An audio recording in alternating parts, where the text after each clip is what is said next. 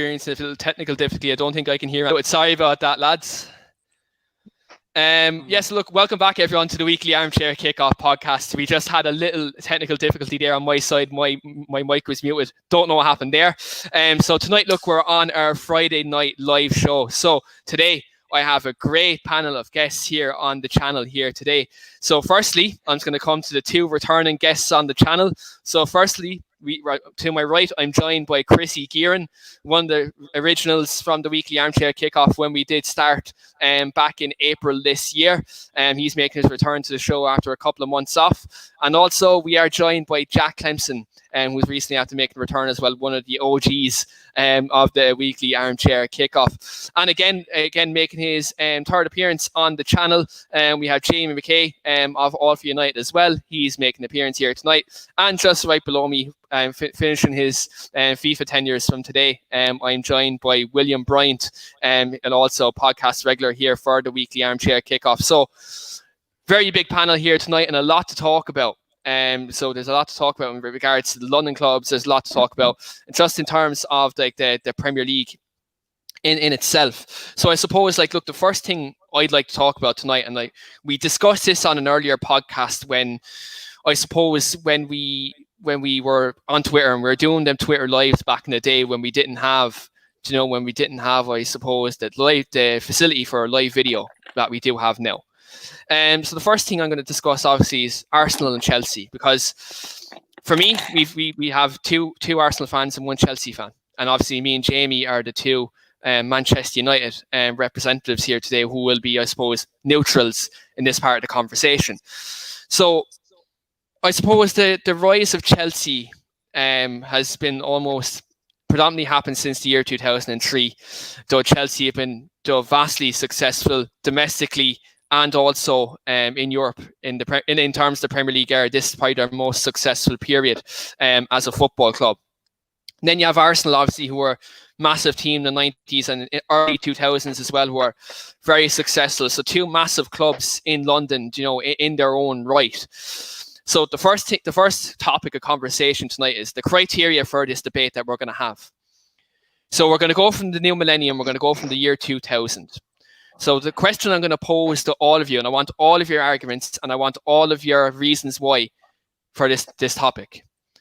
Who is the biggest London club since the year 2000? Now, this will be based obviously off success in terms of fan base. It'll be in terms of, obviously revenue. You can do this off, I suppose, success in domestically and Europe as well, whatever criteria you want to do. I want all of your arguments. So before I come to the Chelsea and Arsenal fans with regards to this, because I know you're going to have very impassioned arguments with this.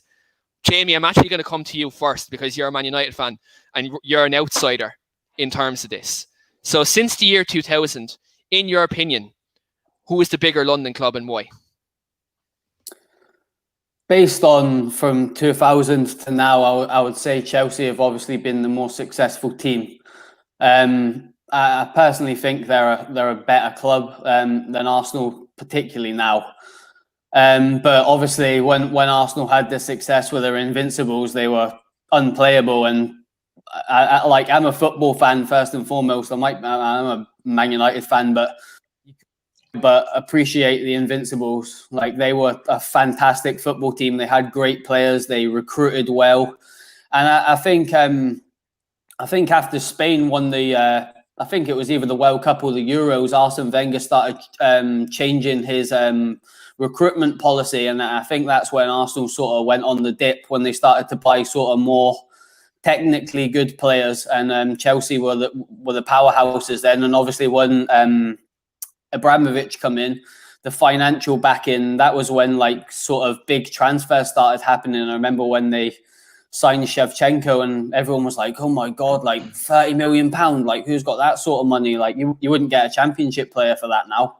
So I've enjoyed watching both clubs. Obviously they've been rivals of my teams and we usually get the better of them. Obviously not at the moment, but we've had some good challenges with Arsenal over the years. Some really big games. To me, it's still a massive game, but in context to football at the moment, it ain't really that big of a game at the moment, Arsenal and United, which is a shame really, because you think of all the Keanes and Vieiras, Spats and all that over the future. But yeah, I think Chelsea have been been pretty consistent. I think Chelsea would have actually been more successful if they didn't sack managers so quickly. But like the likes of Drogba and the Mewtwo days, I thought he was fantastic. But yeah, I'd probably say Chelsea have had the more success. Obviously, won the European Cup, but you got to appreciate the Invincibles. I'm sure we'll maybe touch on them a little bit later. What a phenomenal team, and Henry is probably one of my favourite players. So for that, I'll give a bit of credit. But on as a whole, from a Man United fan's point of view, on the both clubs, I'd probably say Chelsea are probably the more successful team. Although I did appreciate more the football side of things from Arsenal. Yeah, like I suppose, yeah, like from an Arsenal point of view, like Arsenal were a massive club in the early 2000s. I suppose for me, like I'm going to say this as a neutral now, because I'm just going to give my neutral opinion as well, because for me, both are massive clubs. And you look at the arguments, you look at the Invincible season. Obviously, Arsenal, they've done fantastically well to stay unbeaten in the league now. Look, the caveat that's always there, and I know probably Jack will probably mention his argument, but that in the further topic that we have tonight, but for me, 12 draws for me, 26 wins, 12 draws. I think the draws kind of probably overshadow probably the overall achievement that they did get the unbeaten season. But again, I think Arsenal had a massive missed opportunity in 2004 by not winning in Europe that year. Like Porto won the Champions League that season. I think Arsenal underachieved in the cup competitions that season. I think they could have won the treble that year. Like, they had a very good chance to do so. Then you look at their further years. Then they've won FA Cups, and they got to a Champions League final in 2006. They did have kind of a good run in that competition as well. And then obviously you look at Chelsea. I suppose predominantly though, since the year 2003, since Roman Abramovich came in, they've kind of established themselves as one of the biggest clubs in Europe.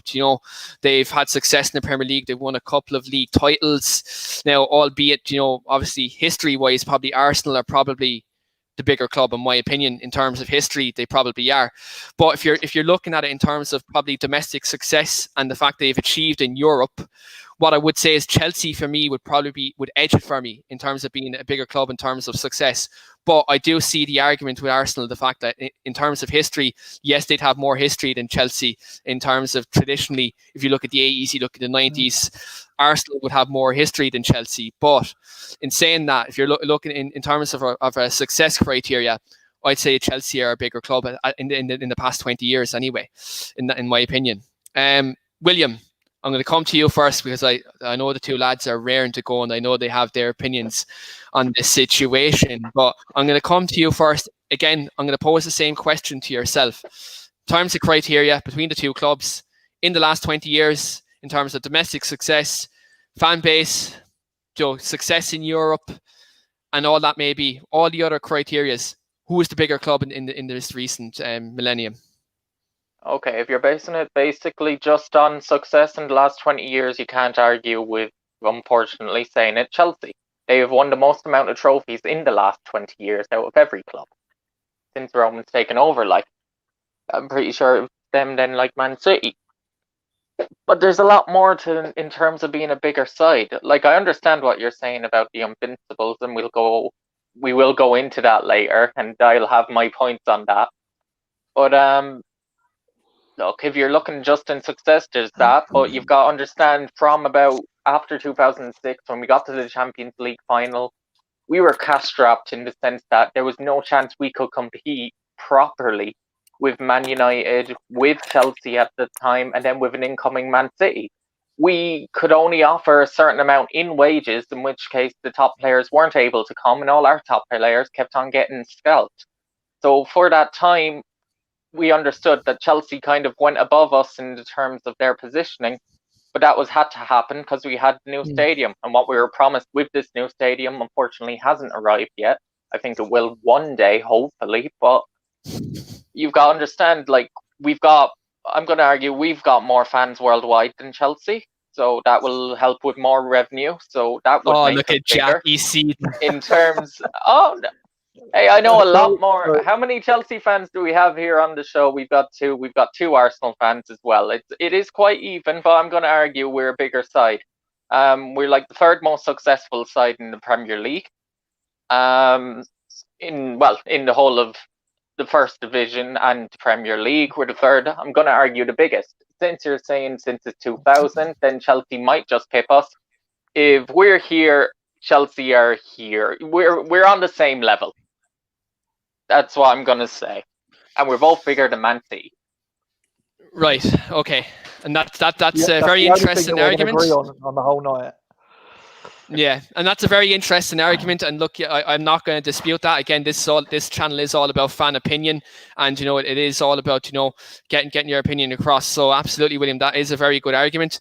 I'm just going to before I come to you, Jack, and 2 comments have come in on the Facebook Live from David Mann. David Mann has said Chelsea are more successful simply because they've been backed by a money man. Arsenal are a bigger club.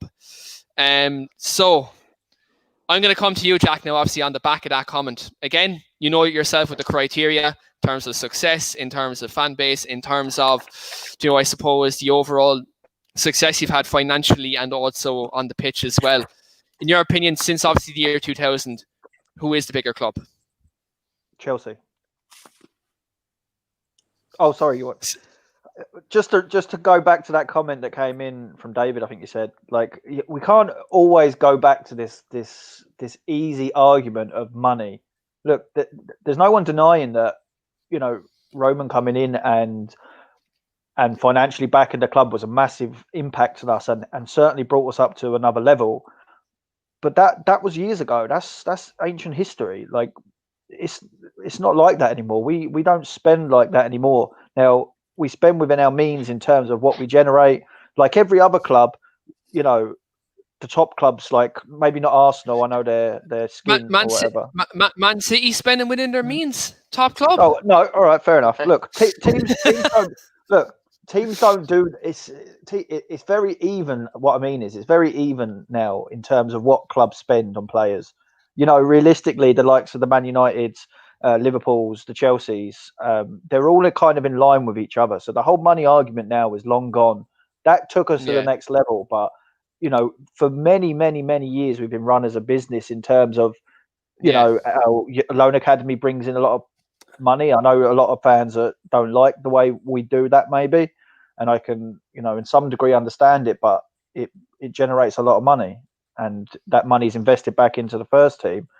And it's just our business model. Whereas Arsenal spent their money on a bigger stadium and now can't afford anything really after that, I suppose. Not that they haven't got rich owners, because I mean, Kroenke is not short of a few bob, and then you have Usmanov. I don't know, is he still there? He's been bullied. He left about 2 or 3 years ago. He got bought out. He has a stake in Everton now. Put his money into Everton. Shows you how much I think about Arsenal. But, like, he was bullying at one point, wasn't he? In fairness, to take the reins at Arsenal, and Kroenke just wouldn't let him. I don't know why. What the kind of ins and outs of that was. To be fair, right? I'm just going to butt in there with that. Like, we all know why Kroenke didn't do that, and I'm saying this from an outsider's point of view because we have the exact same problem at Manchester United. These American owners, they see these English clubs as cash cows, and it's for a heavy revenue stream, and that's essentially why Kroenke didn't leave the reins go. Because Arsenal is that for him. What about Liverpool's owners? Could you put them in that bracket? Maybe not really. They have. Well, but Jack, if you look at Liverpool's owners in terms of what they spend, right? The only reason why they've supposedly Liverpool have spent big is because they sold Coutinho for 142 million, and what they did 650 million on the back of that. Yeah, but you look in that time, Jack. In terms of Liverpool, anytime they've sold player, they've spent is when they sold. They do it within their means. They don't go out and splash out like a City would. Do you know what I mean? They don't go out and splash maybe like what Chelsea you're right, and that's exactly that's not the way we do that anymore. It's not been like that for a long time. To be honest with you, we do financially. Look, I'm not going to go into the ins and outs of the financial side of things. Look, we know what if you spend £1, you've bought the league. You have to spend money to stay competitive. It's just the nature of the game, and there's no point denying it. The days of Arsene Wenger when he could buy a Colo Touré for 250k and turn him into one of the best defenders of all time at one point in the world are long gone. The game is so far advanced in the last 20 years in terms of the technical ability of players, the training, everything is done to a fine art. It's just rare to have what Arsene Wenger done many years ago, and he was great at it. And in fairness to Arsenal, they were a brilliant team to watch play back in the kind of early 2000s. They did have an invincible season. You can't take that away from them. They were, they drew a few games, fair enough, but they didn't get beaten.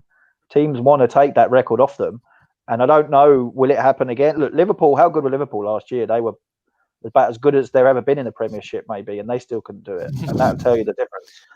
But like, if we're talking trophies, the last 20 years, we're better. I don't agree with your assertion, William, that you have bigger fan base around the world. Now, I'm not sure of the exact figures, but I don't agree with that. You have a much better stadium than us. That's probably the only thing I would put you ahead of us in, to be honest with you. I think we're a far superior ran from the back end to the front. We've a better team, we've a better squad, we've better prospects going forward. I think you're a club that's stalled because of the owner. Maybe you've invested in the wrong way. I don't know. I don't think you're going in the right direction. I think it's further from the top four that you're getting at the moment, even with Arteta in. And I think, we're a similar club in terms of, look, we've both got young up and coming managers. We've got fairly young squads. I just think we're leaps and bounds ahead of you now, and we have been for a long, long time. Yeah, and that's a valid argument. Again, like it's completely the opposite to what William said. And look, again, though it is a very valid argument. Chrissy, before I come to yourself with your assessment of that, I'm just going to come to another comment on the Facebook Live.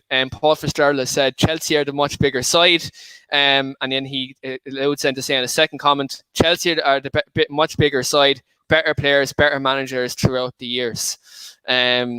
Yeah, like I probably would agree in that respect. Paul knows, yeah. But again, like, look, I suppose we'll come to that kind of further on, because I know I have a question to pose to all of you with regards to 2 seasons in particular, which we'll come to later on in the show. Chrissy, the floor is yours. Tell us why Arsenal are the bigger club. Look, in many ways, Jamie is spot on with what he said. Many ways, Jack is right with what he said. Look, over the last 20 years, there's no denying Chelsea have been the bigger club the last 20 years. But there's many reasons also for that. It's common Paul made of better managers in the last 20 years. We're on our 3rd actual manager in 20 years. How many have Chelsea gone through? It's worked though, isn't it? Look, I think that, like, Jamie was spot on. The decline of Arsenal kind of took place around 2008. Finances were hard to come by, and I think the part of Wenger leaving after being there so long, I think Arsenal are a long way away of finally completing a transition from where they were to where they want to be, and incorporating into the middle of where they are now. I agree with Jack of we're actually a long way off the top 4. Football is much worse. As an Arsenal fan, I have to admit it. And we're look at the transfer window. We couldn't splash out 50 million for an attacking midfielder. We've a World Cup winner not in the squad. Who look at the decisions the team itself, whether management or the board are making. Are they there to make Arsenal a successful football club, or are they there to, like you said, Keane, make a bit of money at the end of every 12 months itself? Look, to me, it doesn't seem like it's a football club. It's more of a, look, these are the resources we have, and if we can get any bit of profit, we'll take it. Last 20 years, Chelsea would be all over us in terms of domestic trophies, European trophies, but overall, in terms of history, we are a bigger club, and that won't be trumped. Biggest club in London, apart from the last 20 years. Someone take the drink of that man, yeah. I think you must have a few agree. Just a little thing on the back of listening to all yours, because obviously yours are fans of the club, but I think what Chris has just said there, that but I don't think Chelsea's recruitment's been good. I think they've bought well in that time period, and I know Arsenal haven't necessarily had the funds, which is a whole different argument, which I think is absolutely bang on. Out and buy a Reyes for 9 million anymore; they don't exist.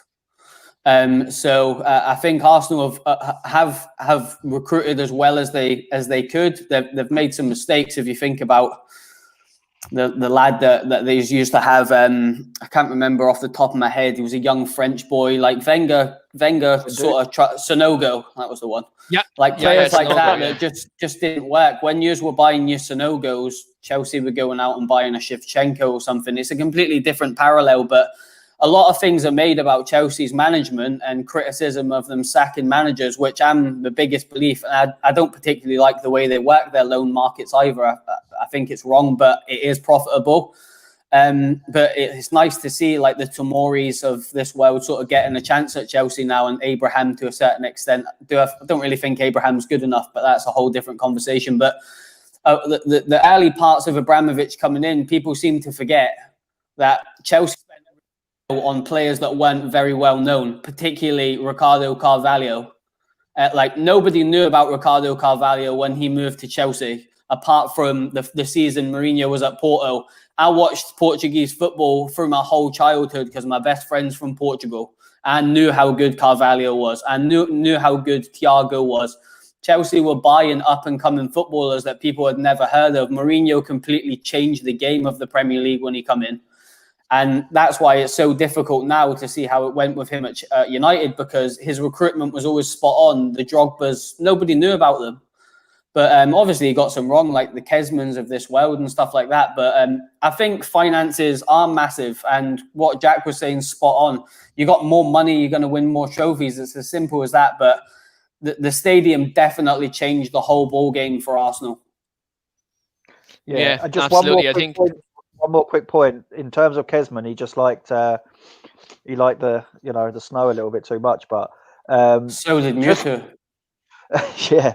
What a player though.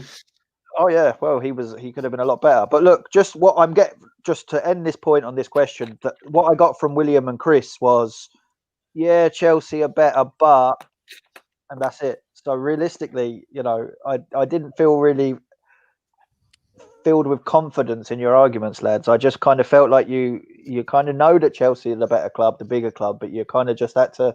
Obviously, that's your team. You have to defend them. There's a difference between better and bigger. There's a difference between success and being a bigger brand. Which unfortunately, that's all we seem to be at the moment. It's the same with United. We're in a state of transition, and we have been in way too long, which is unfortunate in our management. I get that point. We've had poor management.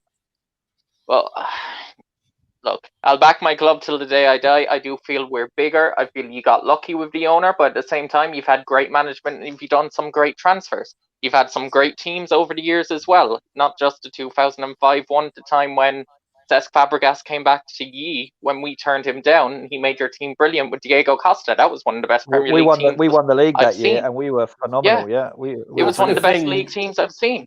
People only talk about Chelsea since Abramovich come in, but I remember the days of. I used to go to school with a lad that plays at Aberdeen now. He's a good friend of mine. He was a big Chelsea fan.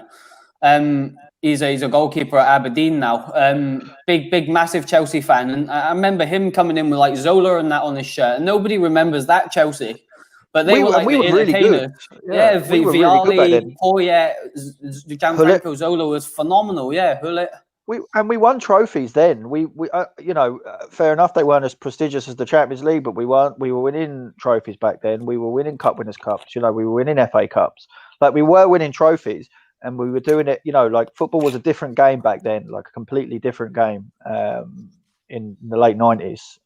It's nothing like it was now, but, we were successful. Like we weren't as, the top team, the Man Uniteds of the world at that time, but we carved out a good path for ourselves to get to the point where Roman Abramovich saw a future for us and took us to the next level. And look, I'm thankful for that every day because it's nothing better than watching your team play on a Wednesday or Tuesday night, William and Chris. We saw Okay, it but for it's gonna- 17 we're- straight years. Already winded Well, I up, suppose before I get to my next point, I'm just going to ask you all this quick little question. None of you mentioned another London club. Well, is there Oh, another yeah, one? other they're London club? nobodies. Well, Brentford. Leighton Orient. Charlton Athletic. No, there's Shout Fulham. out. there's Best another football London playing club team you're in forgetting, London. lads. There's I another know, London club, I know. lads, you're forgetting. They won recently. West Ham. Yeah. Yeah, they're definitely the next biggest one. West Ham are definitely the next biggest one, sure. Yeah. David Moyes' Claret and Blue Army. I think we've covered all the London teams now, haven't we? Yeah, I think, lads, ye know who's coming for ye now. Ye know who's coming for ye. You're on about the ones that made the documentary? Croydon Athletic. Or was who it was it Sutton? again? Sutton United with the pie gate. Nah, I can't Right. remember. Right. Let's move on anyway. So obviously, look, there's a massive game with another London club coming up tomorrow. Manchester City versus Tottenham Hotspur. Massive game. Jose Mourinho versus Pep Guardiola. So I'm going to pose this question to all of you. This right now, just a quick fire answer, because the first part of the show sparked a bit of debate, and I understand. Look, Jack has to nip off at 9, so I want to get as much in as possible. Who is the better manager, Jose Mourinho or Pep Guardiola? Jack, I'm going to come to you first with regards to that. Jose. I think Jose is a I'm not taking anything away from Pep Guardiola, but Jose Mourinho changed the face of football as we know it when he won the Champions League at Porto, came into Chelsea. He's declined over the last few years, maybe. He's not moved with the times. But if you instinctively, if you say to me the best manager, it's Jose Mourinho, 100%. No William? debate. Yeah, Jose. Honestly, my opinion is Jose is a better manager. He's done it at more clubs, at more difficult challenges in his career, going to Porto, then going to Chelsea that weren't that big under a new manager and completely taking them to the next level. He took Inter Milan to the next level. I mean, he's declined recently, but he's just done it more. Maybe in about 5 or 6 years, if Pep goes on to another decent sized club and not PSG, say, or Juventus, but he could reach it. But right now it's Jose. Absolutely. Jamie? I appreciate where them two are coming from, but I just think Pep's just took football up to another level completely, just the way his teams play. But for conversational sake, I would pick Pep purely for the fact of how he plays football. But look, I'm not silly. Jose's won trophies everywhere he's been, and people never talk about how good of a job he did at La Ria. Like, nobody ever speaks about that. It's all the trophies that he won at the big clubs. But he done very well at a lower league Portuguese club. But I just think Pep Guardiola's completely changed the football's played with the fullbacks that tuck in and go into the midfield positions. He's just completely changed the game, particularly in the Premier League. There's an argument to be had that he's probably had an easy road with Barcelona and Bayern Munich, but I would pick Pep purely based on how he plays the game. But I rate both of them really highly, obviously. And Jose's been phenomenal for football. Yeah. Before I give my opinion, Christopher, who is your man? No, it's a difficult one. I think Jose, because I know that all this talk of Guardiola gets with trophies at Barcelona, Bayern Munich, City, a lot of the squads were pre-built. It was just imposing his formation and tactics on the style of play. The players were there to do it. Mourinho, everyone looks at what Mourinho has done with other clubs like Real Madrid or Chelsea, but to me, that 2010 treble with Inter Milan was just absolutely special. And I don't think any other manager would have got the best out of that Inter Milan team. Yeah, and for me, it's nearly a whole round the table. I'm going Jose Mourinho as well. Now, for me, obviously, people will go back on the archives on this show, and I've openly said that Jose Mourinho is finished, and I still think he's finished. But in that respect, at the top level, Jose Mourinho, I think, is finished. But what he's done over a career, as a manager. He's won trophies everywhere he's gone, and he has been successful. He's not a check, like I'm not disrespecting Pep Guardiola right now, right? I'm not going to disrespect him. But as Chrissy said, he has gone to teams that have been pre-built. And at Manchester City, he's spending money that small countries would use on their defence. He's nearly all in his latter years. He's nearly become the checkbook manager, and rather than natural philosophy, And I think Jose Mourinho Trump. I think he does. He's won everywhere he's gone. Pep has won everywhere he's gone, but Mourinho has done it with lesser teams, with lesser squads. So for me, it has to be Jose. But Pep has won where he's gone everywhere as well. But for me, it's most definitely Jose Mourinho. Do you know how hated he is by opposition fans? Just goes to show how good of a manager he is, because as fans, you hate the really, really good people sometimes. And I think the fact he's hated so much just shows how good he actually has been over the years. It's like me now with Jurgen Klopp. Like, I hate that man, right? I hate Jurgen Klopp with a passion, but he's some manager, like. Do you know what I mean? He's an absolute genius, like. But I hate him. Yeah, he got veneers or something. I think both. You've got to appreciate both men, and they both play.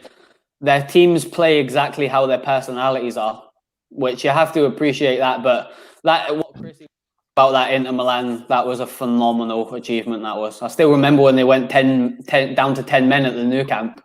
Yeah, unreal. I just think Diego Milito at that period in time, I don't think any other manager would have turned Milito into a superstar that season. If you look at Jose's recruitment at Inter, they bought like Suleiman Tari and players like that, players that were real Mourinho players, But you can't knock both of them. But Jose gets a lot of stick because he's not up to the times. He's a bit of a dinosaur manager, which he probably is, but. Do you know what it is? I'm going to change my mind. I think Jose's done probably better when you think about it in context. He has, though, isn't he? He has. I like Guardiola's style of football. I like the tiki-taka. I love the whole Barcelona La Masia thing that he brought back to them and stuff like that. So he started Messi. Let's be honest. He started Messi. Can I ask you a question, though, Jamie, with that? Can I ask you a question with that? You mentioned La Masia, right, about Pep Guardiola. But did he really bring that back? Xavi and Iniesta were already in the team when he came in. Messi was after being brought in 18 months previous by Frank Rijkaard. So did he really bring that back? Because in the last 10 or so years, what massive players come out of Barcelona's academy bar Messi? Ansu Fati is the only one I can think of in the last 5-6 years. He probably I'd have to look at it, mate, because I don't really pay that much attention to Barcelona. But it wasn't that. Like, Barcelona were the creme de la creme at the time. They were playing fantastic football. The Rijkaard had them playing great stuff. Didn't win the league, so he ended up getting moved on. But to come in there and get rid of Samuel Eto'o and Ronaldinho out of that team because he knew how good Messi was, you can't take nothing away from Pep with that. Ronaldinho was arguably the best footballer in the world at that time. He was the best footballer in the world. Samuel Eto'o was a proven out-and-out goal scorer. To take them two quality players in the prime of their careers out and say, nope, I believe in this guy. I'm going to put Iniesta. He changed Iniesta and Xavi's roles in that team. He brought in Busquets out of La Masia. And then, you look at the careers they've had and the investment of time that he put into working with Messi. Messi's of generational talent, but he started that process with him. To be fair, though, that prime Barcelona team under Pep Guardiola is probably the most dominant, greatest team of all time. Like, watching them play, they were just impossible to beat. They were just, to watch, it was just probably the best football I've ever seen. So, you can't take that away from him. He brought Pedro. He brought Pedro for as well. Yeah, he did. Yeah, that's right. But you look at that Pep Guardiola team over them 2 years. United have 5 Champions Leagues now, only for Pep Guardiola. Do you know what I mean? Ferguson would have retired a lot earlier than he did if Pep Guardiola wasn't around. I was in Rome when we were playing them, and they were just another level. Like, even when we equalised, you just knew that It's just a matter of time before they score again. They were just that good, and he revolutionized football. That tiki-taka game, he just, nobody had a clue what was going on at the time. And then Spain adopted it and went and done what they're done, and now it's more of a counter-attacking game with Bayern Munich. Football comes in cycles, but he started the tiki-taka at Barcelona, obviously through Cruyff and everybody else. Yeah. Absolutely. Now, since we're talking about managers, I'd like to come to my next topic on the podcast because, again, it's I suppose Friday Night Live, and I predominantly have London fans on, so I'm going to pose a question to just the London fans with this topic. Between your current managers at the moment, between Mikel Arteta and Frank Lampard, which of these is going to get the sack first? So, Jack, I'm going to come to you first with that. Who is getting sacked first, Arteta or Frank Lampard? I think there's probably more pressure on Lampard at Chelsea. We all know what Roman Abramovich is like. I think, do you know what? I don't know. I actually don't know. Arteta is kind of like the golden boy at the moment at Arsenal. I don't think he could do any wrong, to be honest. Although I don't think they haven't been playing the best lately, and he's made a few wrong decisions. But they're both young managers, and they've both done nothing in the game, really. You know, I don't know. I think, to be honest with you, I think we're going to have a good season. So I'm going to say Arteta. Just I can't go against my beloved Frank Lampard, So. Chrissy, who do you think is being sacked first, Lampard or Arteta? Oh, Jack makes a good point. I think with Lampard being the Chelsea legend and English, I feel any loss Chelsea get or drop points, the Lampard's uses the media scapegoat. Lampard's not doing a good job if he gets a result. He makes a fair point with Arteta. Arteta is like the golden boy. He loses a game. Look the Aston Villa game, for example. Poor, terrible. And it just comes out of, we weren't at the races today. Move on to the next one. I think it's probably expectation-wise in terms of what both clubs have and what players they have. It's probably more of a catch-22, really. But I think Arteta would be the first one to get sacked. Ooh, that wasn't the answer I was expecting, but okay. William, who do you believe is going to be the first to get the sack? Lampard will. Lampard, there's more of expected of him. And this season, with our board, they will give him more time. You look at the board, they wanted to give Emery a new contract after reaching the Europa League final. Our board is not going to sack a manager very quickly. And honestly, you're saying, yeah, we had a bad game against Southampton. Bloody hell, Southampton. Aston Villa. That was probably one of our only really, really bad performances as a team since he's taken over, I'm going to argue. Yeah, there was some poor results, like Brighton last season, and there's some poor results not scoring. Yeah, I'm going to be serious, because what was our main problem last year? Our defence constantly conceding. The main thing he got brought in to do was solid up our defence. We had the best defence in the Premier League in the season until that Aston Villa game. That was our one bad game. Look, I am a fan of Arteta. I can't deny it. I like what he's doing. Okay, I'll ask you a question, William. I'm going to ask you a question. Right? In his first season in management, taking over any club, he's gone and won the FA Cup. Name one other manager in their first ever season as a manager that's gone on and won silverware at the top level. Roberto Di Matteo. Di Matteo Champions League and the FA Cup. And that was in like 4 months. With Wigan? I mean, in the first season, this management period, he hadn't managed a single other side. Fact is, Frank Lampard has had 12 or longer as a manager. He took over Derby beforehand and brought them into the playoffs and lost the playoff final. He brought Chelsea to the FA Cup final against Arsenal, expected to win, lost again. Fact is, he doesn't get it at the big stage. He needs to actually start winning. He has a great side this season. Fact, Chelsea, you look at Chelsea, they've got amazing players and amazing team. Liverpool are getting flung with injuries. Man City are not as good. Chelsea should be up there challenging this year. And if he's not, then there could be Yeah. problems. I think he will get more time than other Chelsea managers have in the past because he is a club legend, and that's fair. And I hope he gets more time because I do think he is a decent manager. I think I was a bit harsh on him pre-season, but I think Arteta's the better manager. How can you argue that you're bringing in Arteta to shore up your defence when he's taught under Pep Guardiola, who has spent £4.5 billion on defenders and still can't defend? How is that even a thing? I don't even get that. Because it's what we need. We've always been known as a team that is poor defensively. We could go out and attack and be amazing, and unfortunately now it's gone the entire other way. And I understand that he has to change that entirely.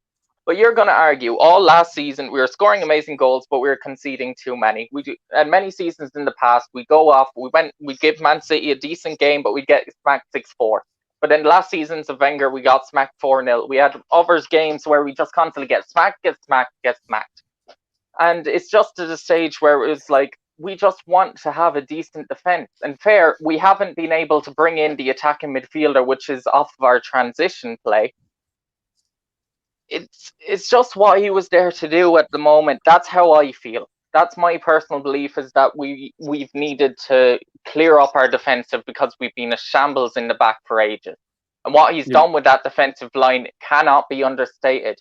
In case you forget, Gary Neville called him uncoachable, and yet before the Aston Villa game, we had the best defence in the Premier League. A lot of people talk about Arteta's man management. So what's the crack with Mesut Ozil then? Because there's your world-class attacking midfielder. I agree with James. Here's the thing. He is no longer world-class. Name the last time he had a world-class performance for Arsenal. Because anytime he was in that pitch, we were all... No, listen, he was playing in January, he was getting better, he was having okay performances, and he was getting subbed off around the 60th minute saying, oh, well done, you had a good game, you performed okay, you worked great, you got better. Fact is, he never turned a game on its head for ages and ages. He'd have one class game. It was the exact same with Paul Pogba. You love him when he's gone, but when he's there, you're like, okay, he doesn't do much. Well, and there will be one or two games where they'll go, wow, world class, and then they disappear again for a while. And when they have a stinker, you know they have a stinker. He's the only player in that whole squad that plays between the lines. Is that not the difference, though? Like, I was reading somewhere recently, under 8 appearances under Arteta, Ozil is still creating more chances than any Arsenal midfielder as a creative number 10. And he's only played 8. He has. But you've got to also remember, he's got 1 year left on his contract. He isn't going to get a new contract. Focus on the future. I wish they'd play better players up in top and the more creative players. I wish they'd give Smith Rowe a chance. Can I ask you a question of that, William, then? William, if you're going to say like he has a year left in his contract, right, and that's absolutely understandable. But you're talking about then Arsenal, talking about your financial situation, you're not able to buy players. He's on £350,000 a week, so you have to look at your board and say they gave him that contract. That's the board's fault. I know he can't buy players. They gave him a contract that at the time we were delighted he was staying. They panicked giving him that contract because they were scared he was going and Alexis Sanchez was going at the exact same time, and they didn't know what to do. And they knew the fans would go absolutely ballistic at the fact that they would go off to rivals and we'd be stuck down at the bottom again. So the board choked. I would have rather kept Alexis Sanchez, and he was terrible. What, for Arsenal? I still think... Yeah, at that time. Sanchez was terrible at Arsenal in general. No, in general, he was one of our best players ever until about that last half a year, and then when he went to Man United, around that transition, his head just wasn't right. He wanted to go. I thought you were on about in general at Arsenal. No, in general, Jesus, he's one of the best players in the Emirates era. Yeah, for me, I still think Mesut Ozil should be playing in an Arsenal shirt. He's just quality. I agree with you. I think he's at least in the bench anyway. At least. Yeah, to have Arsenal lack this player at the moment that has an X factor. They don't have that player who has an X factor who can play between the lines, who can create that little gilt-edged chance for a player. They're really lacking that at the moment. And if Arteta wants to play this expansive game, Mesut Ozil would be the man to help drive that. But obviously he doesn't. I don't know whether it's a thing from above not to play him. Is Arteta doesn't fancy him? You just don't know.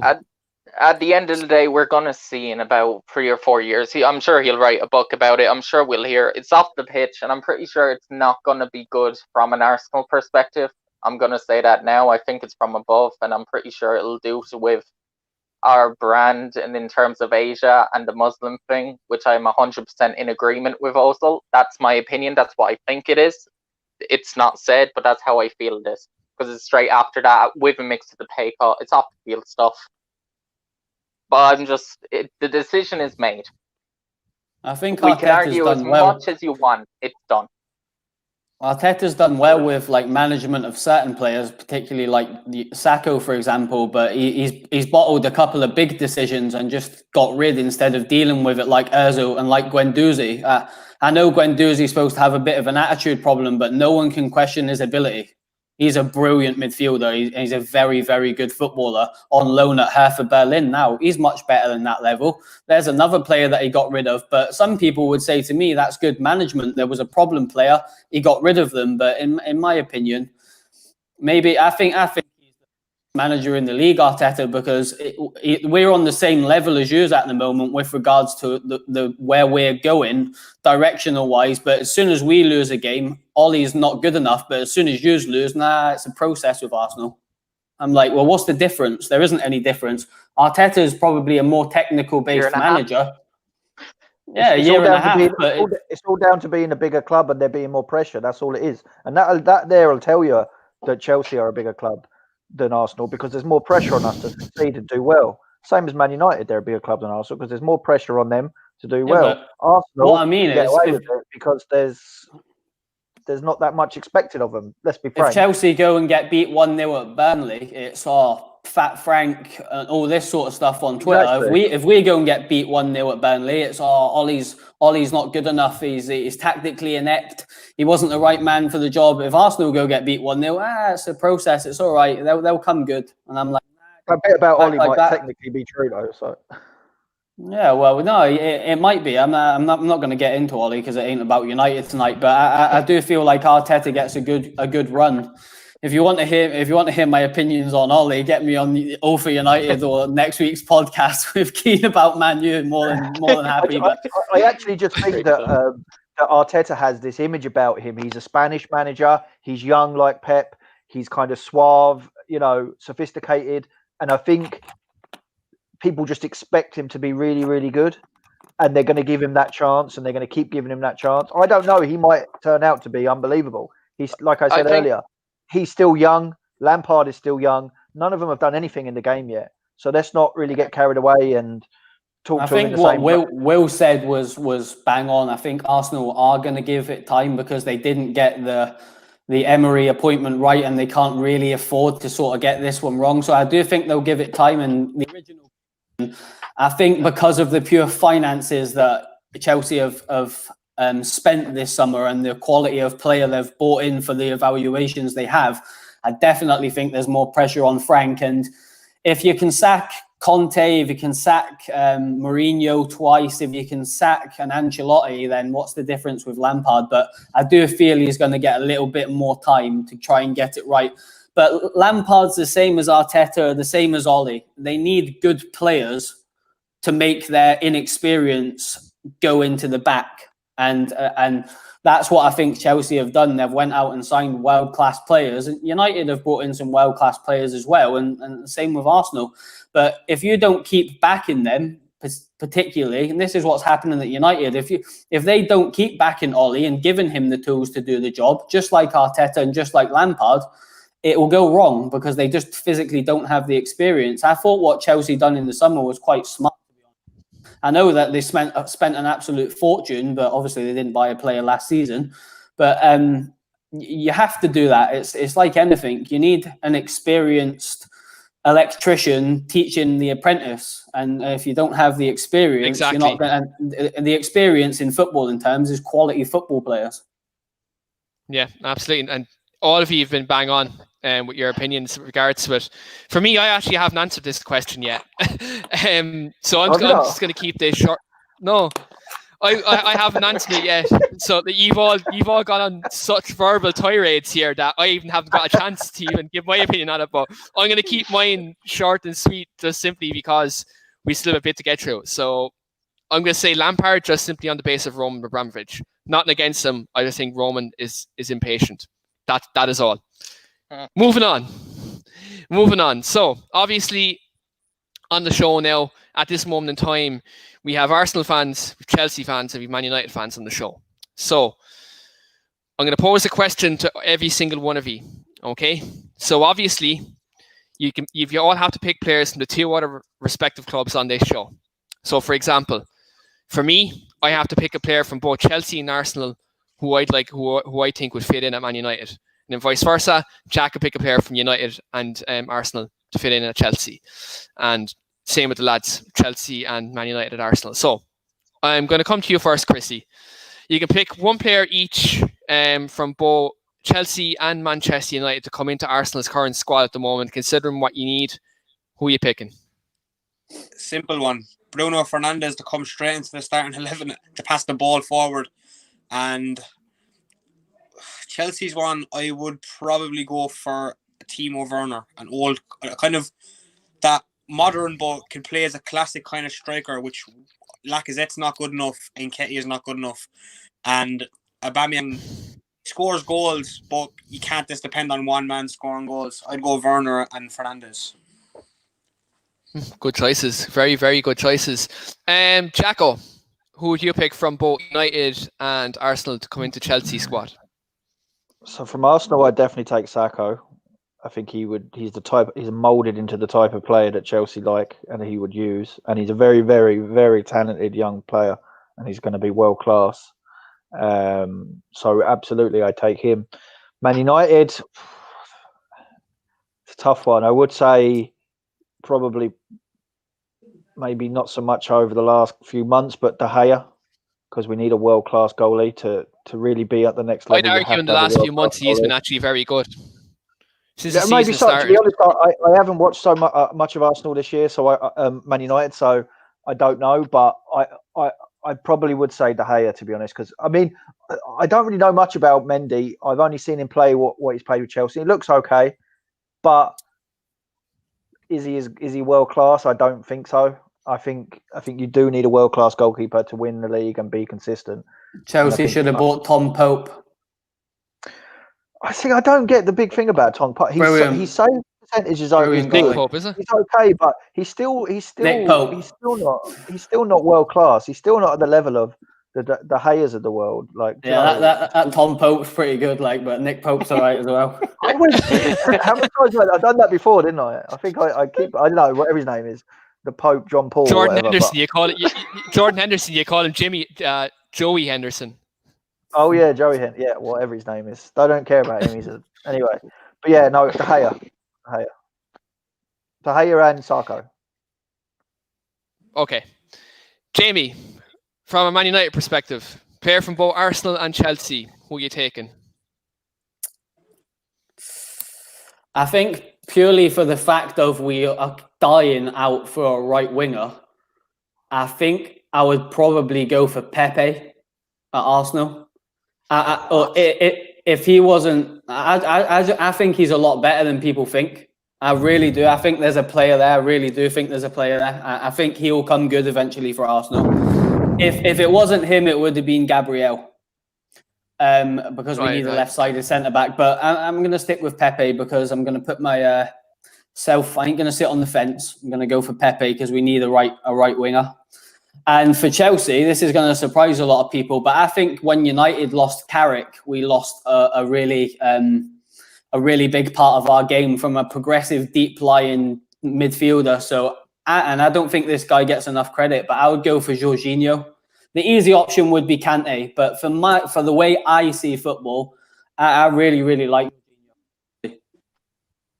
If you like people, I wanted to go for players. I'm just going to say because I'll probably get slated in the comments. I wanted to go for players that ain't traditionally easy to pick. So if I went, Kante and Aubameyang, everyone would probably say then. But for the way what I think United miss is a right winger and a deep lying ball playing midfielder, and that's what they get. So let the stones come in the comments. William, who is your two players in both Manchester United and Chelsea? I mean, from Man United, there was one or two who you could think of, but there's only one name that properly sticks out. It's Bruno Fernandes, or as FIFA would say, Bruno Fernandes. He's a brilliant player. He just changes the game. Like, I rate him hugely. I feel like he just changes the game. Obviously, there are times where, he's been poor at the end of last season, but just the amount of assists, the amount of goal involvements. Sure, you can say penalties help stat pad that, but you still have to score them. You may win them, you still have to put them in the back of the net. I think he's one of the best players. And from Chelsea, I'm going to choose, it might surprise a few people, but I'm going to choose a player who I think was their best signing of the summer personally, Hakim Ziyech. I think he's going to be the best signing out of all the Chelsea players. I think just the way he can move a ball, it's a very similar position, I know, but in terms of he can create so much, I rate him. But there's also an honourable mention for a player that'll probably be the best in his position one day very soon. Reece James at right back. I think James is the talent that boy has in his locker is just unbelievable. Whenever I watch him, it's just Mason Mount FC sitting there. Listen, Reece, do you know what? As a Chelsea fan, and with a lot of players that have come through over the years, and Reece James has been tipped. Like, a lot of people have only heard about him since he's broke through. But as a Chelsea fan, any Chelsea fan will tell you, Reece James has been tipped for the first team for years and years and years, since he was a child. Literally, that's how good he's thought of. Same as Hudson-Odoi, but Reece James is unbelievable. I agree with you. And look how good Lamptey has been for Brighton. For Brighton, he's been phenomenal, but he didn't even get a look in because of Reece James. Yeah, Reece James is a quality player. Yeah, he's a very good right back, and and I'm just going to throw it in there. He gets very good in FIFA as well. Like, I always buy him in career mode, so that's another one there. Who are you picking? So for me, so that's exactly what I'm getting to now. So for me, I thought about this all day, and I had actually a debate with a couple of people with regards to this. Someone told me Timo Werner for United. No. There's a reason why I'm not picking Timo.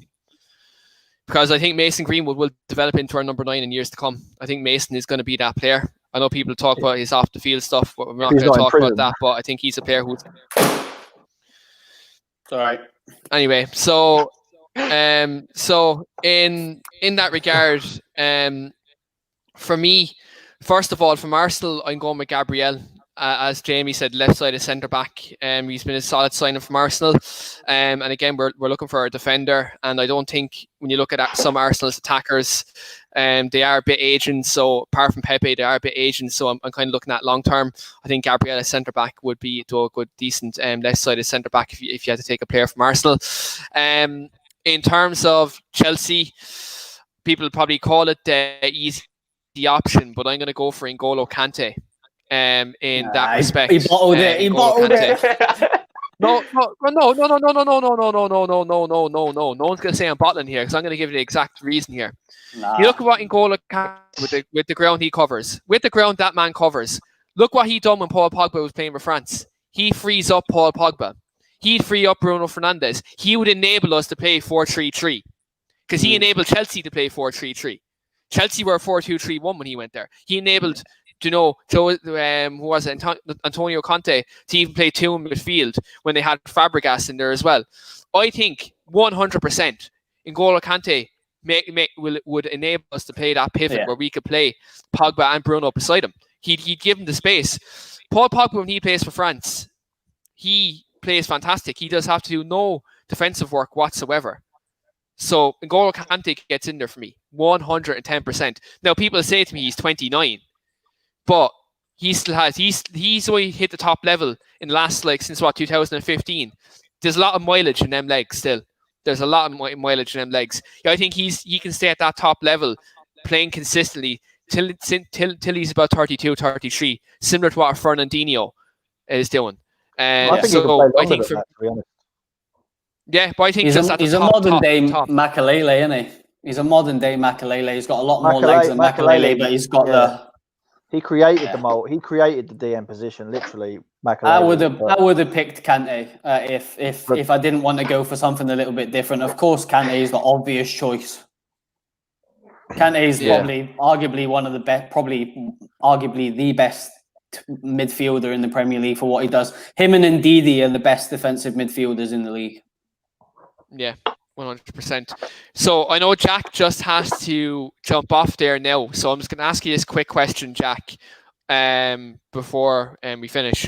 Obviously, Arsenal had the 2004 Invincibles team. The season after, Chelsea won the league with 95 points and only conceded 15 goals that season. For you, what was more impressive? What was the better achievement?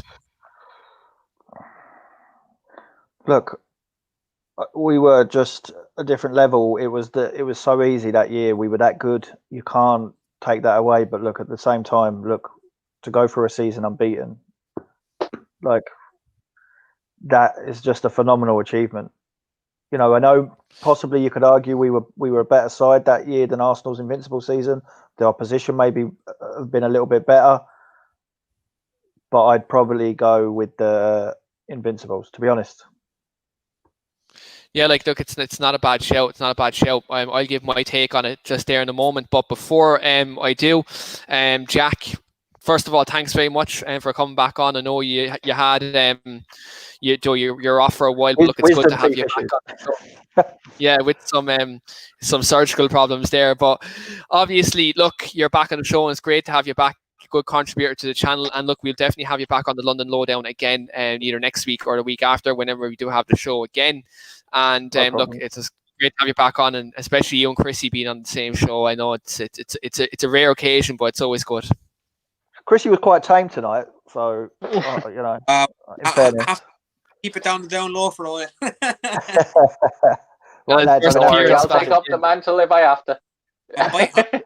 Team, you're an honorary Chelsea fan now for the next 10, 15 minutes or however long's left. Me? Yeah. So yeah, both of you.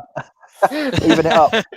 Jamie will be the honorary Chelsea fan here in that respect. But nice to meet you anyway, Jack. I've never come across you before, so take it easy, and nice to meet you. Right, I'll talk to you later, and we'll speak soon. Good luck. Yeah, no matter, Jacko. See you later, pal. So that was Jack Clemson back on his return to the weekly Armchair Kickoff podcast. So look, he's been, I suppose, one of the very integral parts of the show since we've kind of first started. He's one of the first people on. As William and Chrissy and James, obviously, a new part of the show too. So as I always say, I'm always grateful for absolutely everybody who contributes to this channel, because without you, there's no me, there's no weekly Armchair at the end of the day. So look, I'm always grateful to absolutely everybody who contributes to the channel, and also to the viewers as well, because look, it drives me on to continue the show. So I'm just going to obviously come to yourselves again with the same question I asked Jack. In terms of like the Invincibles in the 2005 Chelsea team, I've seen a lot of debate online with relation to this, and this is why I wanted to bring it up tonight. In your opinions, who is the better team? The Invincibles in 2004 or Chelsea's 95 points winning team that only conceded 15 goals in the league and got to a Champions League semi-final? Jamie, I'm going to go to you on that, because obviously you know you're the honorary Chelsea fan in this respect. I'll come to you on that. Looking after Jack's team now, am I? All right. Yeah. I would out of the two, just I think you've got to appreciate both teams for different sides of the game. I think Chelsea, you knew when they scored one goal they weren't going to get beat. That was just the way that Mourinho brought that sort of they shall not pass mentality at Chelsea. And as I say, he bought the right players at the right time at the club, like the likes of the Drogbas, the Makeleles. He completely like changed his whole game when he came into Chelsea. He was the ultimate defensive midfielder. I know earlier we were talking about Kante, but let's be real, like Makelele started that role, that ball playing deep lying midfield, defensive midfielder. So but for me, it's the Invincibles. I remember watching And from a Man United fan's point of view, we're always chasing them that season, always on their tails, but could just never get them. You knew that if United went away to Southampton and dropped points, you knew Arsenal weren't going to drop points. They were just that good. You knew they weren't going to lose. It's probably the first time in my lifetime I've watched a team play, and you just know as soon as the first whistle goes that they're going to win. They were just so powerful, so strong.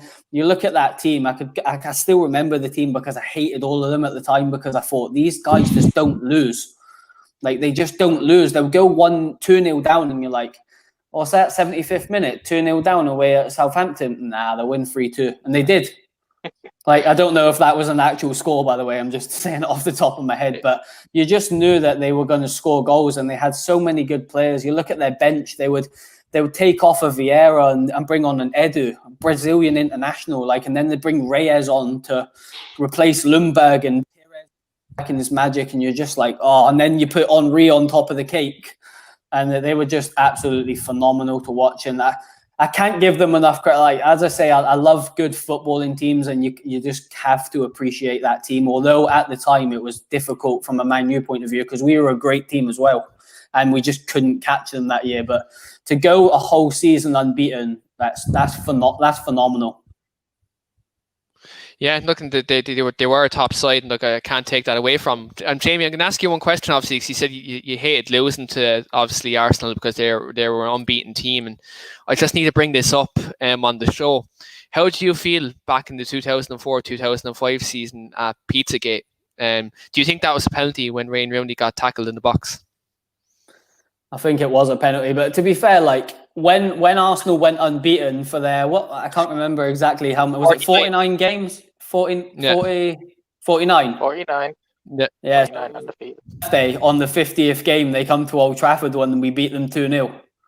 So that was pretty impressive, because of my cousin's a big Arsenal fan.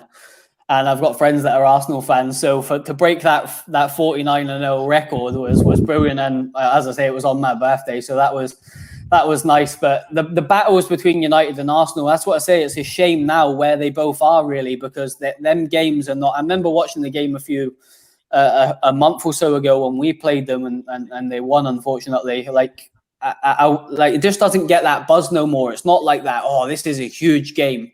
It's just they're so they're both in transition at the moment, and it's a shame to see from an English football fan, particularly a Man United fan, because I want to see my club challenging for titles, and as I'm sure Chrissy and Will do as well. But it's not the case, is it, at the moment? Thank God Jack's gone, because his team's doing all right, so we don't have to listen to him no more. Yeah, look, absolutely. For me, look, you can't look past the undefeated season, right? You can't, because it's an unbeaten season. You didn't lose a game domestically in the league, so they are the better. I wouldn't say it was a better achievement anyway to get the unbeaten season and win the league on 95 points. Because regardless what it is, obviously, no matter what the points tally is, you win the league. As Roy Keane said on Monday Night Football, regardless of the points tally, you win the league. But Arsenal went the full season unbeaten, so domestically in the Premier League, yes, that was a bigger achievement in that respect. But for me, Arsenal, I said earlier in the show, that season was such a missed opportunity to win the treble. They could have won the treble that season. Porto won the Champions League. Do you know what I mean? Arsenal could have won the Champions League that season. That's where I think Arsene Wenger underachieved. That's the only part of the only dent as Arsenal manager was not winning the European Cup. If he won that Champions League, was it Monaco? Chelsea. Monaco. Chelsea. Oh, Chelsea, because Chelsea knocked out Arsenal and Monaco knocked out Chelsea. Yeah, of course they did. I remember in the same week, Chelsea knocked out us. Ye knocked out us at the FA Cup. And on that weekend, we were 2-1 down at halftime at home to Liverpool. And then Thierry Henry turned in a Thierry Henry masterclass and just took the game and went, boop, we win. You can't help but appreciate both players, but they've got nothing on the 1999 squad, let's be honest. Yeah, I look at that, right? I was only talking to an Arsenal fan about this recently with regards to Arsenal's Invincibles and United's 1999 squad. In that respect, United lost less games in the 1999 season than Arsenal lost in the Invincible season. That's just a fact. That's a known fact. But this is not dick measuring in terms of Arsenal's unbeaten season in I United's think we've treble. had better. Both of us have had better squads than the ones that did them achievements. But them achievements are the best that our club has ever done. I think they've been better squads since, but not even since. But You could not for me. argue, Not at Arsenal. Not at maybe Arsenal. one. Not since. I think this team for Arsenal in 2001-2 and say 2-3 was actually better than the year in 3-4. I think the years before it we had a better squad. But Jamie, I'd ask you a question about this. But I'm going to ask you another follow-up question. I'm not going to come to you on something else, Jamie, at the moment, but I'm just going to come to the two lads, obviously, with this. I know what their answer probably is, but what do you think is the bigger achievement? Obviously, the Invincibles, but what about Chelsea's win the league in 2004, 2005? 95 points and only conceding 15 goals in the league. That's unbelievable. Is that for me? That's for all, for the two lads, two Arsenal fans. I thought, yeah. Just talk in terms of I know we talked about the Invincible season, but in terms of yourselves, Chrissy and William, in terms of the Chelsea 95 points winning season, I think that's so underrated in terms of that, because they've only conceded 15 goals and they were so solid, and it's not talked about enough. But Liverpool weren't too far off that 2 years ago when they came second on 97 or enough. I don't know what Liverpool conceded that season. They only conceded 21 goals that season. Let's not start giving them let's praise. not give Liverpool too there's Liverpool fans, I think, watching this right now. So yeah, you're going to get them to claim a second place trophy. Come on. I don't want to get any big heads now, but I'm thinking that's why 95 points conceding 15 goals is outrageous. You know, at the end of the day, it's about results, and first and foremost, if Liverpool didn't concede them 6 extra goals, they probably would have won the league, Chrissy. Liverpool gave away. Liverpool lost 4 points in 2 draws in games they've led, which would have won the league. You know, look, first and foremost, your aim is to win the league, of course. The Invincible season was fantastic, again, but starting goal is to at least compete for the title or win the title itself. And again, obviously, you don't say at the start of the season, right, we're going to win 34 games and draw 4 games or all this. You take each game as a come, I think around February, March time that year, it was a kind of a thing when it's like, so what, there's a few games left, we haven't lost, we look like we're going to win the league, and we could possibly go a season unbeaten. And everything fell into place as it were. I think Mourinho's style of it was, I'm going to win the league no matter what, and we're just going to derail every team that's put in front of us itself. 2006, when they retained the league, another fantastic performance, but it wasn't really talked about much itself in many ways. But in ways, the reason why it isn't talked about as much, because what happened is they were going for the three-peat. And what happened was United stopped them, and then United went on and won the three-peat. That's why no one talks about Chelsea after that. Do you know what I mean? It's because they stopped it. Do you know? And the song goes, they'll never win 3 in a row. That's why it's not talked about, because they didn't go on and win that 3rd title. That's why. You know, people didn't know Chelsea's players then. People weren't clued up on Paulo Ferreira at right back, Ricardo Carvalho at centre back. Obviously, over time, people realise how good of players they were now. But the Drogbas and that, nobody knew about them. So I think that's why. And to come into the Premier League with the financial backing, of course, don't think that I'm not thinking about that, because I am. But to come into the Premier League from the Portuguese league and win the title in the first season when United were at the peak of their powers under Ferguson, when Wenger had Arsenal playing great football, that's why it's a big achievement. To come from a minnow league in Portugal that, I might add, produced some of the best young players in the world on a consistent basis. Bruno. And don't get any credit at all, Portuguese football. But that's why nobody expected Mourinho to come in at Chelsea and win. But he look at his first press conference and the special one. He knew, and he knew the financial power he had as well, and he signed well. They're both teams that we're discussing are fantastic footballing teams in different perspectives. We could talk about them all night. Celtic done it, went invincible in Scotland a few. I know it's a completely different league, but no one ever talks about that. It's a great achievement not to lose a game of football all season. But two different animals at different times, that you can't help but as a football fan appreciate the defensive side. And I mean, Arsene Wenger, people talk about the tiki-taka, but Arsene Wenger's Arsenal played some phenomenal football in them days. They were the entertainers. Yeah, absolutely. 100%.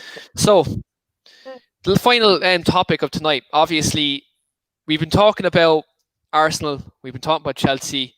Spurs got like a brief 5-second mention on the show. Oh, that was too kind.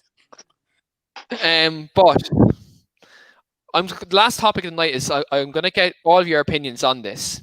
Okay, I want to get the two London lads' opinions first because it's in relation to Manchester United. Since we've been talking about previous seasons for both Arsenal and Chelsea, I'm going to come to the two Arsenal fans with regards to this first, and then I'm going to come to you, Jamie. Yeah, Chrissy, I'm going to come to you first. Okay. Who is Manchester United's best ever player? Paul Scholes. In an absolute heartbeat. The man is... It's weird how good he was. It still feels like he's underrated in many ways. Like, it was the performances that United had with Ronaldo scoring goals or Rooney scoring goals or the overall how good United were. It always felt like Paul Scholes kind of went under the radar, but he was still impacting games, if that makes sense. The man was just absolute talent, and I don't think there'll be a midfielder like that for a long, long, long time. Yeah, Paul Scholes, not a bad shout at all. Not a bad shout. William, do you have a different opinion in terms of who's Man United's best ever player? It's weird. As soon as you said that, the player that came into my mind was Eric Cantona. And I think maybe it's just because of his name. Now, don't get me wrong, he was a brilliant player, but I'm just going to say Eric Cantona then. Because he's the first one that came to my mind, and he could absolutely change a game. He transformed United for plenty of years. He was your best player for plenty of years. Yeah, I'm just going to say Eric Cantona. Don't know why. He came into your head, Will, because he's the king. That's why he came into your head straight away. Yeah, and I think it's even his legacy after he's left. He's just known and just has this aura about him that just makes him kind of the best. And even he's known with United. If you were going to say United, well, who's going to be one of the first few names that pops into your head? Like it pops into mine. Yeah, 100%. Okay. Jamie, so we've both got Paul Scholes and Eric Cantona as our two greatest ever players. For you, who is Manchester United's greatest ever player? Can I pick a player from Chelsea or Arsenal here? Because how long have you got with this one? Go on. I've got a different question for you. Who is the Arsenal player that irritated you the most to come up against? That's a good one. I know who it is for me anyway. Who irritated me the most? Well, I didn't like any of them. God, that. Yeah. Well, obviously, but if there was one that pops into mind, because I have one for United. I say I didn't like them, sort of tongue in cheek. I didn't like them. I appreciated all of them as football players. I'm a football fan as well as a Man United fan. I appreciated that team of Arsenal, but Patrick Vieira's mine. He's mine. I hate that guy. I absolutely couldn't stand him. Yeah, he's got to be up there. Yeah, probably Vieira, to be honest with you. I didn't like how Munya Iver, his dodgy little blonde little haircut when he first signed for Arsenal was pretty annoying. Everyone thought he was brilliant. No doubt, mine for United was Ruud van Nistelrooy. That man just wound me up so much that it was just that. No moment has brought a bigger smile to my face than when he clattered that football off of the penalty spot right off of the crossbar in our own. And your whole team jumped on him. Yep. Should have been another penalty for Arsenal fan just felt that way. He just wound most of our fan base up in a way that, because we all know he was an absolutely fantastic player, but he also had that dirty streak that that type of Jose Mourinho type player that just knows how to wind everybody up. That type of player. There was another player, Keane. I used to despise Robin van Persie as well, but then he signed for us. Money can't buy class. It can for £24 million. Oh, it can. It can. Me and William, back in the day, we had many. Robin van Persie. Look, at the end of the day, he wanted to come back, and we had the final last saying, no, bye-bye. Go. We don't want you back. I know you can say he won the title, but... What a player. One of the greatest moments in my lifetime was watching Van Persie get that Guard of Honour at the Emirates. For me, that was sweet. Because me and William were in the same class in school that back then, and it was sweet. It was a sweet moment in my life. Because me, him, and Connor used to just debate about football every single day in school. So to see that moment for me, that was very vindicating for all my arguments. But anyway, was Chrissy, at Old Trafford when he got that hat trick against Aston Villa. What, I'll never ever forget that day, man. That was a fantastic hat trick. I'm not gonna lie, it was amazing. Chrissy, I'm going to come to you with this, obviously, because this is literally the last point of the night. So Dave obviously said that point. Who was the United and Arsenal player who irritated you the most? I'm going to come to you with that now. Who was the United player in all your years watching Arsenal versus United? What Manchester United player irritated you the most? Wayne Rooney. The minute you seen a starting 11 with Wayne Rooney and the number 8 jersey, you knew you were a goal down straight away. It's like that meme, Gareth Bale, where you see the slick back hair, the boots, and the tape.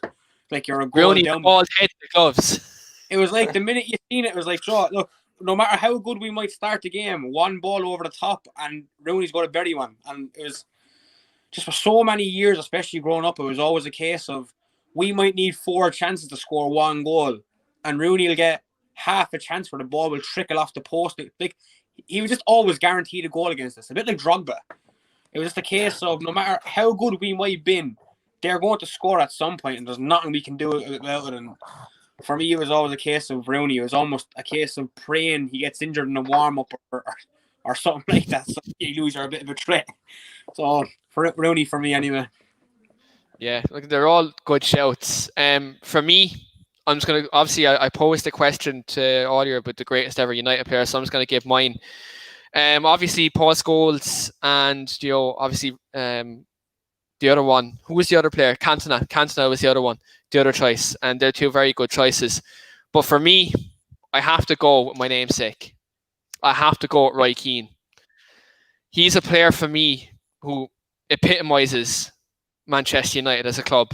He was Sir Alex Ferguson on the pitch. Like he was a leader. He was a fighter. He was someone that who would drag you through a great game. He'd take the game by a scruff of the neck, and he was just.